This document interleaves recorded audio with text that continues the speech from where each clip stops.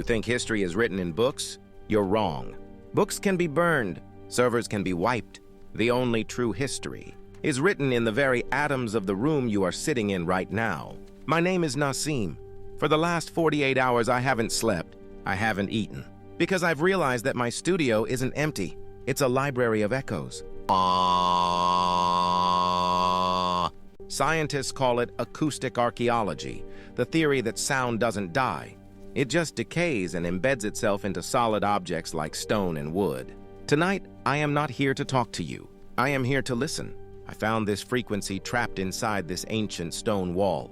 It's not coming from the air or a satellite or a hidden mic. It's coming from the vibration of the rock itself. It's a broadcast from 1940, a secret recording of a conversation that was never meant to be heard by human ears. But here is the part that stopped my heart. As I filtered the noise through this old stethoscope, I realized the voice in the recording wasn't a stranger.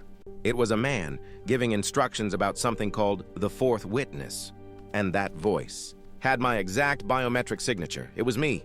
But the recording is 80 years old. Something is leaking through time, Nassim Bhai. And according to this echo, at exactly 12 minutes into this broadcast, a door is going to open in this room. A door that doesn't exist on any map. Stay quiet. Can you hear it? The wall is starting to breathe.